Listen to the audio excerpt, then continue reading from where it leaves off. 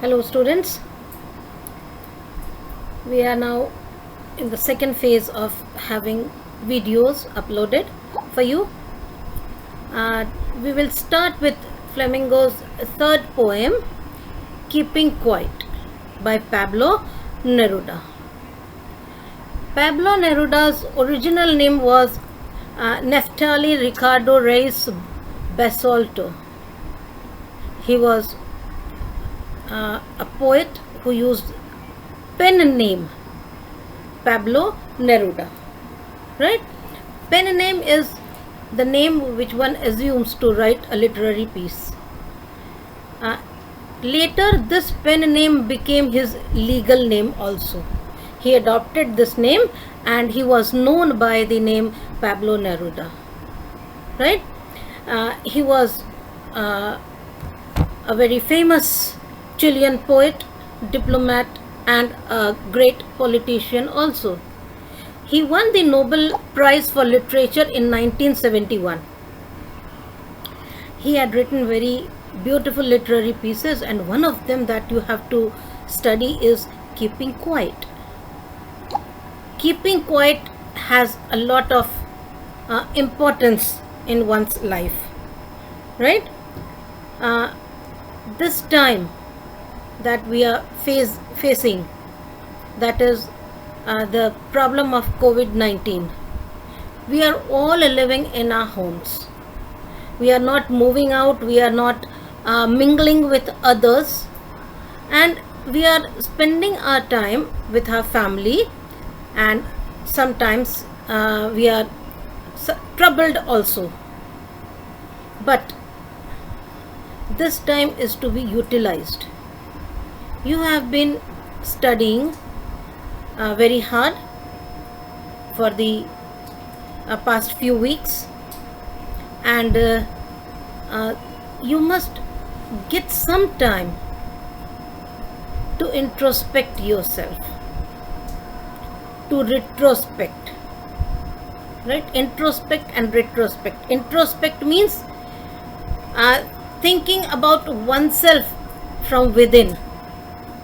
Whatever I am doing is right or not, right? Whatever steps that I have taken is for the benefit of mankind or not. Whatever I will try to do, will that be in the favor of the world or not? And retrospect means looking back, right?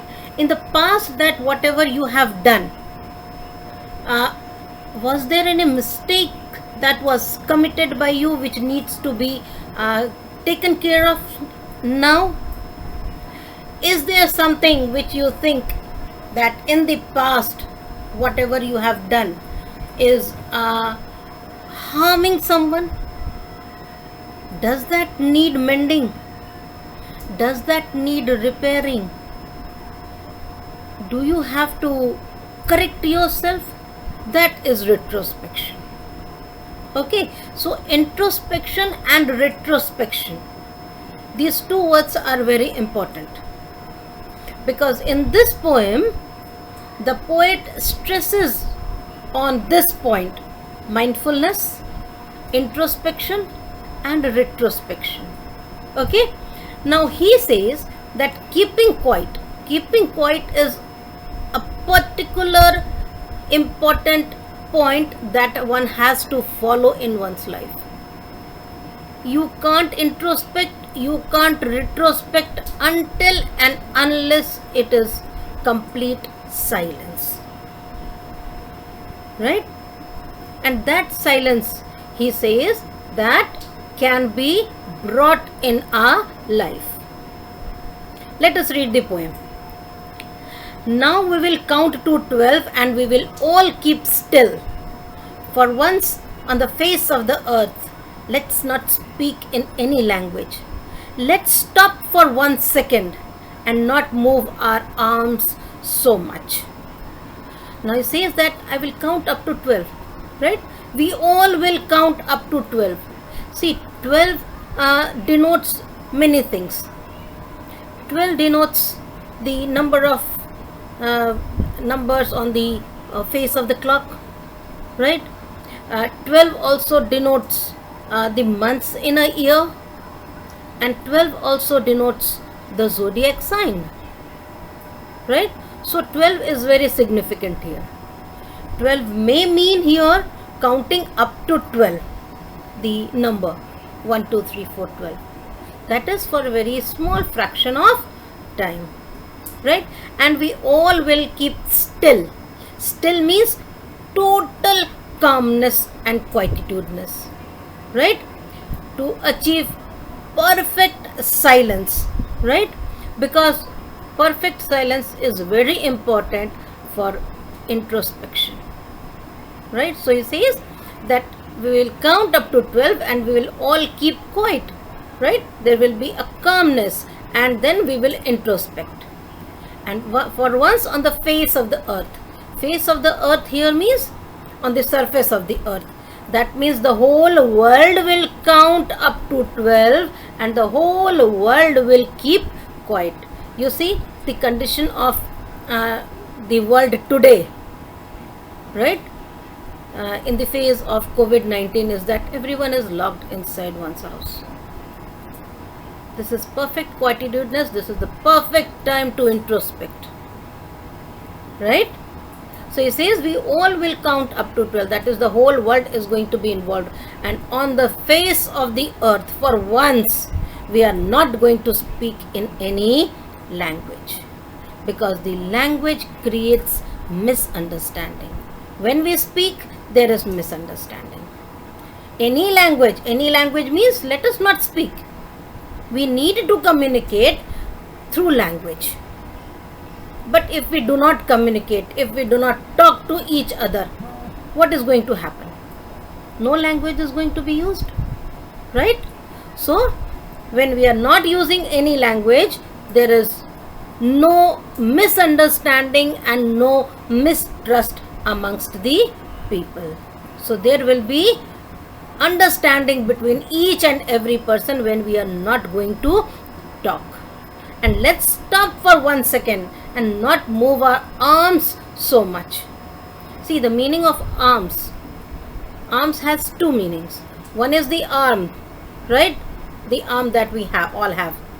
And the other arm means the weapons.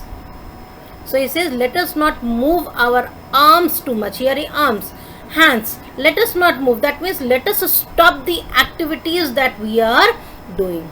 Let us not do any activity. Let us all keep quiet and stay still, right?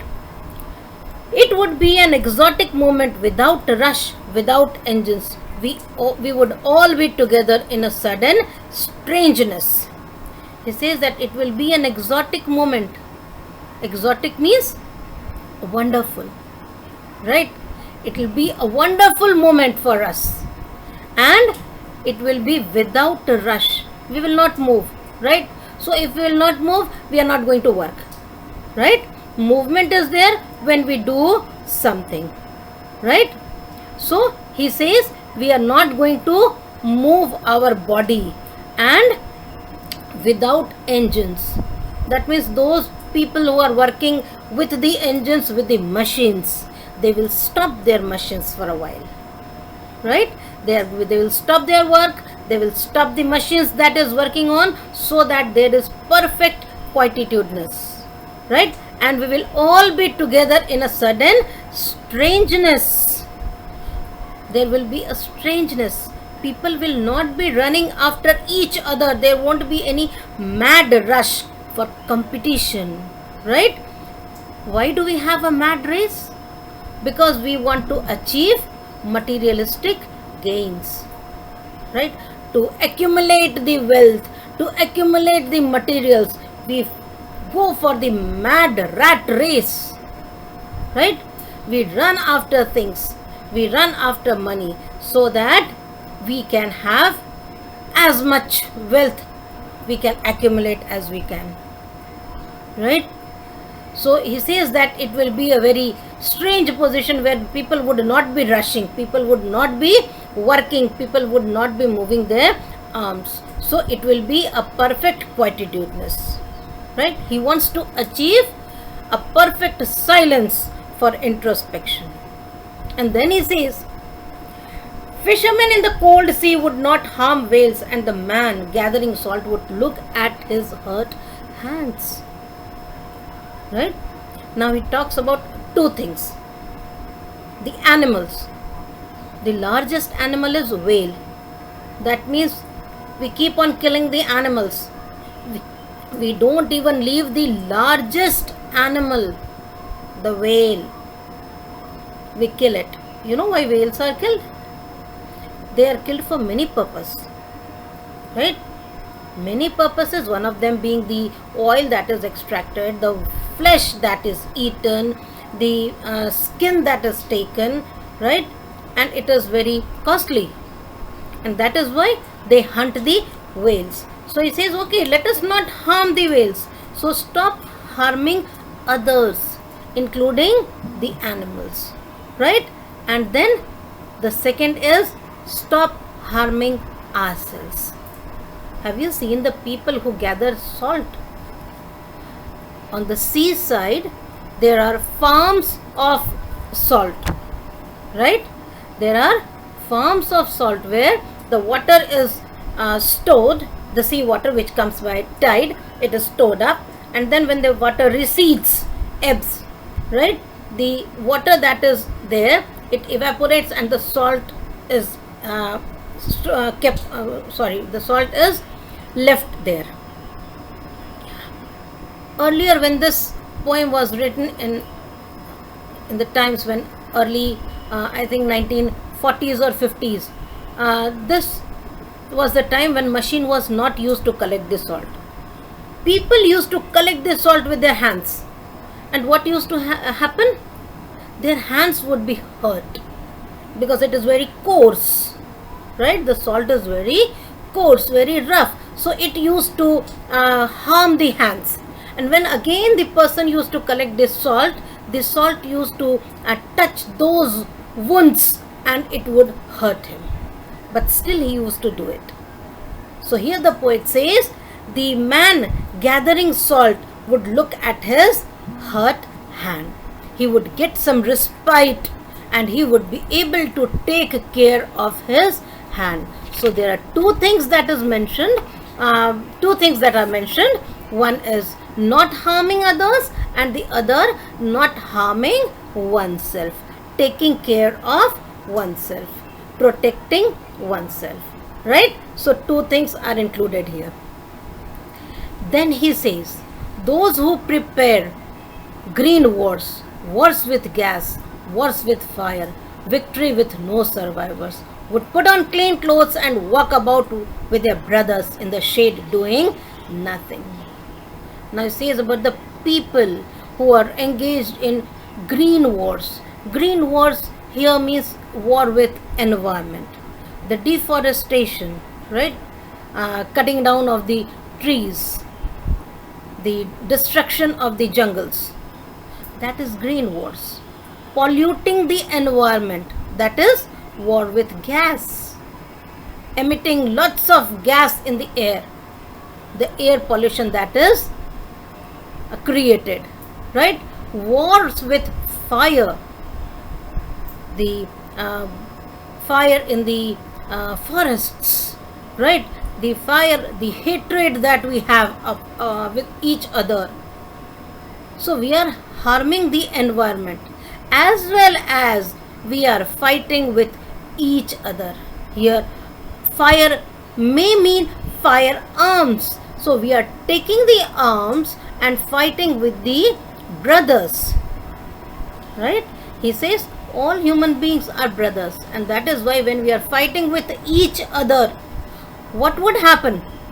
There would be victory with no survivors. When we are going to harm each other, when we are going to harm the nature, when we are going to harm the air, environment, everything, what is going to happen? Ultimately, we are also going to die. So it will be victory, but victory with no survivors.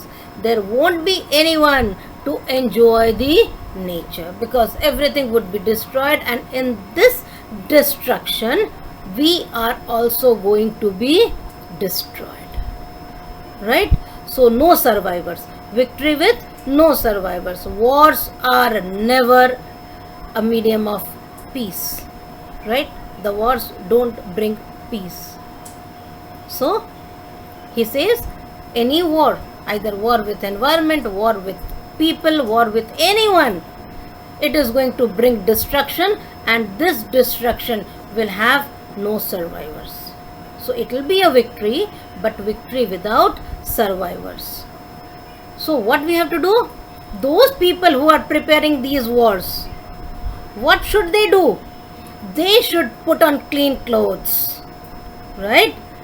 They should change the clothes of the army that they are wearing. So change the clothes. Don't wear those army clothes. Wear the clean clothes. That means have a clean heart, right? Have a clean feeling, and then walk with your brothers, right, in the shade doing nothing. So this is to develop a cordial relations with each other, along with realizing the essence of brotherhood, right? They should have that feeling of brotherhood. Any person, even the soldiers in the opposite army, they are also your brothers, right? And that is why they should also be taken along with you to walk in the shade. Here shade means peaceful, calm, right? And that is what brings the essence of brotherhood. There will be a cordial relation with each other. And then he says, what I want should not be confused with total inactivity. See, inactivity is negative, whereas stillness is positive. Inactivity means doing nothing but thinking something which is not good, whereas stillness is thinking which is positive, right? So he says, don't confuse my stillness with inactivity. It is not that you are going to keep quiet and do nothing. That is not inactivity. That is negative. So it should be positive. It should be stillness, where you are going to introspect, where you are going to retrospect, right? And then he says, life is what it is about. I want no truck with death, right? He says it is not passive, and they are thinking of death, not obsessed with the thought of death. I want no truck with death. The truck means association, right? He says inactivity is not there. Inactivity is negative. So I don't propose inactivity. What I propose is stillness. Okay? And then he says it is not death. There is inactivity in stillness, in death also. But that is not to be confused. I want no association with death. Right? Stillness should not be confused with inactivity. It should not be related to death. Right? Okay? He says we are so much obsessed with death that if we were not so single-minded about keeping our lives moving and for once could do nothing, right? If we were not single-mindedly thinking about death, thinking about oneself, right? What would happen? Keep our life moving and for once could do nothing. If we could keep quiet, if we could not move our arms, no machines, nothing, doing nothing, right? Not inactivity, but stillness. Okay? And then perhaps a huge silence might interrupt this sadness. There is a sadness when we fail to understand ourselves, right? So we feel sad. This is sadness. When we don't understand even ourselves. What do we want? What actually do we want? Do we want to run after this mad rat race? Do we only want our materialistic gains? What actually do we want? We don't know. And that is why there is sadness, because we fail to understand ourselves. So when this silence, a huge silence might interrupt this sadness. Interrupt means stop. So it would stop this sadness. So sadness can be removed if we keep still. There is silence, right? We have sadness of never understanding ourselves, right? And of threatening ourselves with death. There is a thought of insecurity and death, right? So that brings sadness, right? It also happens. It's a human nature. What would happen if I die? What would happen to my family? I should collect so much of money. I should collect so much of materialistic things so that my family would not have to face problem after I die. Why? Why do you think so? Do you really want that? Do you really fear the death? Right? Do you feel so much of insecurity? And if you feel that much of insecurity, that is the reason for your sadness. So if there is a huge silence, it will interrupt this sadness. A sadness that has been brought by not understanding even ourselves. Because this huge silence is going to bring a revolution inside you when you are going to introspect and retrospect. Right? Perhaps the earth can teach us as when everything seems dead and later proves to be alive. Now here the poet says that we must take a lesson from the earth, because we think the earth is dead. The earth doesn't feel anything. We can do anything on the earth, but earth can preserve and resurrect life, right? The things that seem to be dead, they prove to be alive again, right? Suppose you sow a seed, it seems dead, but after some time the earth provides the proper environment and it blooms. That is the lesson that we should learn from earth. Keeping quiet but giving productivity, right? Good things. The earth provides life. Does it ever say that, yes, I have given you so much things? So many things have been provided by the earth. Do we acknowledge it? No. Right? So what we should do is, we should learn a lesson from the earth, that keeping quiet can provide a life. Right? So he says, now I will count up to 12 and you keep quiet and I will go. Right? He says that I will count up to 12. Earlier he said we will count up to 12. Now he says I will count up to 12 and you keep quiet and I will go. He will move on to another places to awaken others. Right?